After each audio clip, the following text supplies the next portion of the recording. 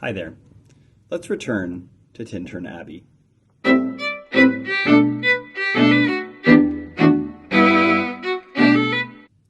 Last week, we talked about the opening section of Wordsworth's famous, perhaps most important romantic poem of his whole career. Now, Wordsworth wrote many poems, including the very, very long prelude, which takes up hundreds of pages.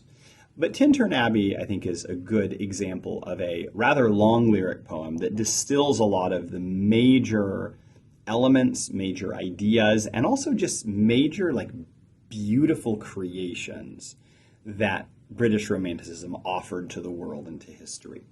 So last time we looked at the opening section where Wordsworth gives us this picture of returning to this place that he was 5 years before, and now he's coming back and seeing all these beautiful things. And we get, as we talked about before, this very typical description of nature in all its beauty, and there's different approaches to describing nature. Go back and watch that video if you haven't seen it yet and you want to catch up.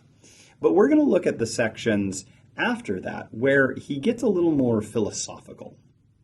And now, with gleams of half-extinguished thought, with many recognitions dim and faint, and somewhat of a sad perplexity, the picture of the mind revives again, while here I stand, not only with the sense of present pleasure, but with pleasing thoughts, that in this moment there is life and food for future years.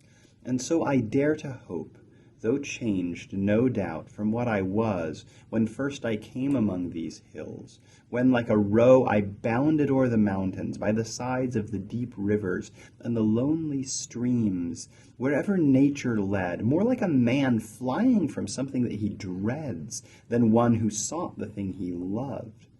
For nature, then, the coarser pleasures of my boyish days, and their glad animal movements all gone by, to me was all in all. I cannot paint what then I was. The sounding cataract haunted me like a passion, the tall rock, the mountain, and the deep and gloomy wood.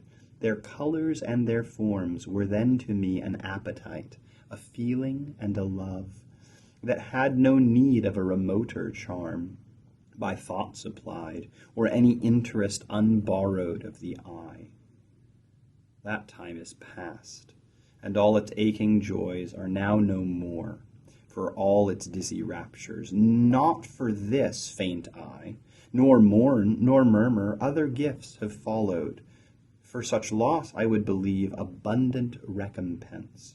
For I have learned to look on nature, not as in the hour of thoughtless youth, but hearing oftentimes the still sad music of humanity, not harsh nor grating, though of ample power to chasten and subdue.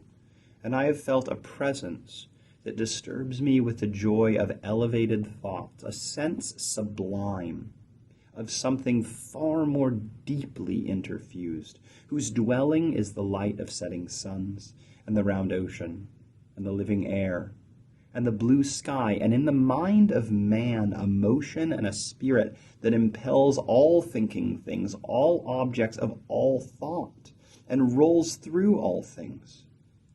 Therefore I am still a lover of the meadows and the woods and mountains, and of all that we behold from this green earth, of all the mighty world of eye and ear, both what they half create and what perceive.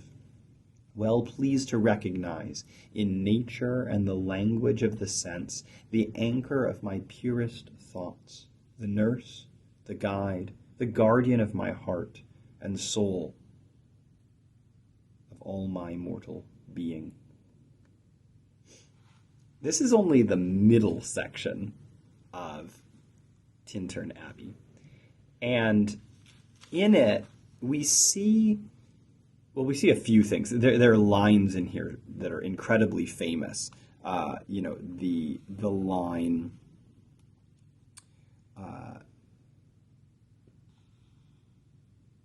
I have learned to look on nature not as in the hour of thoughtless youth, but oftentimes hearing the still sad music of humanity. Very famous lines. Also this description of the mighty world of eye and ear, both what they half create and what perceive. We'll come back to those, but those are very famous phrases and kind of doctrines of Wordsworth. But I want to go back to starting with, and now with gleams of half-extinguished thought, because Wordsworth has given us in the previous section a picture of what he's seeing again and how it's stirring within him sort of the life of the soul. We become a living soul and see into the life of things. But then he gives us, in the section I just read, a picture of what his attitude was 5 years ago.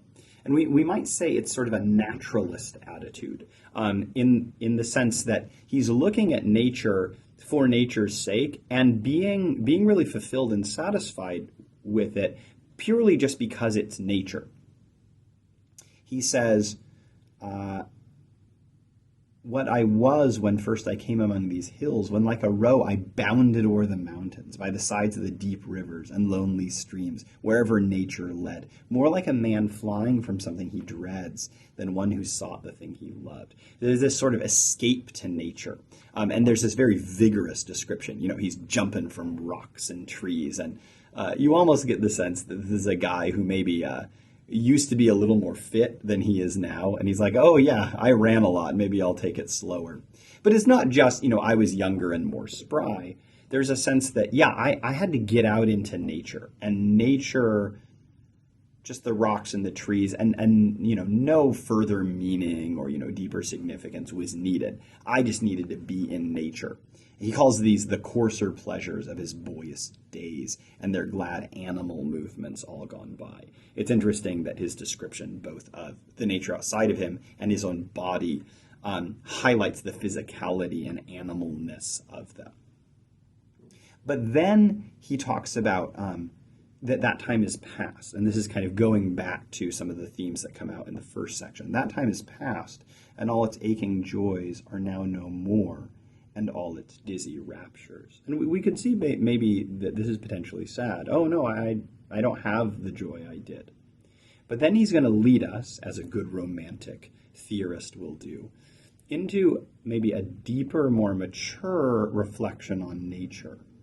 Not for this faint eye, nor mourn, nor murmur, other gifts have followed. For such loss, I would believe, abundant recompense. So I don't have the animal exuberance of 5 years ago, but I've been recompensed. And what have I been recompensed with? Well, that famous line I gave you a moment ago. I have learned to look on nature, not as in the hour of thoughtless youth, but hearing oftentimes the still sad music of humanity, not harsh nor grating, though of ample power to chasten and subdue. So this is curious. He goes to nature now, not for the wild abandon of his youth, but he goes and he hears humanity in nature. Well, why is this? Well, he's going to explain, and he gets pretty grandiose here. I have felt a presence that disturbs me with the joy of elevated thoughts, a sense sublime of something far more deeply interfused, whose dwelling is the light of setting suns and the round ocean, and the living air and the blue sky, and in the mind of man a motion and a spirit that impels all thinking things, all objects of all thought, and rolls through all things. That's all one sentence. And he piles these ands and alls upon each other, keeping his meter pretty iambic. This is mostly just what we call blank verse or unrhymed iambic pentameter. And yet he's kind of building up these verbal structures that almost overwhelm us with repetition. If we were perhaps editing this poem for him, if he was in a poetry workshop, we might say, do you need all the alls and all the ands? And I think he would say, yes, because I'm creating this rhetorical repetition that builds up into this sort of grand conclusion. And the conclusion comes right after and rolls through all things. He says, therefore am I still a lover of the mountains and the woods, and of all that we behold from this green earth. So I still love it, but it's not because I love it for its bare natural sake. I love it because there I sense a presence, a sense sublime of something deeply interfused. Now, some have been frustrated with Wordsworth because he doesn't say what that thing is. You know, maybe if he was a little bit more devout, like a George Herbert or even a Coleridge in his later years, who was more explicitly theological, he might say, I sense God there, or maybe I sense, the world spirit there. But he says, no, there's a presence, there's something, and that thing teaches him about humanity and teaches him about souls, teaches him about spirit, teaches him about all thinking things and all objects of thought. Wordsworth allows us, I think, to put whatever name on that presence we want. He's not very sectarian about his views. And yet he really does want to say nature is not just physical objects. There is a presence and a sense sublime and a spiritual aspect that can be discerned by the more mature observer of nature. The boy is thoughtless, but if you start thinking, if you engage nature with your thought, you end up sensing this presence. And he says this becomes the anchor of his purest thoughts, the nurse, the guide, the guardian of his heart, and soul of all his moral being. And moral being means his ethical choices are going to be guided by what he senses in nature. So are you feeling old? Are you feeling like your knees don't work like they used to? Are you feeling like you can't run as fast as you do? You get winded. Hey, that's okay. You're ready to begin being ethically, philosophically, and spiritually informed and enriched by nature, according to Wordsworth. Now, I'm fine with him stopping here, but there's a whole nother section to Tintern Abbey, but we're going to have to wait for the third in our trilogy of explorations to get into that. I've been Dr. Timothy Bartell. Thanks for hanging out with us. If you like the kind of things we talk about here, go ahead and like and subscribe down below. It helps the channel. Thanks so much for listening.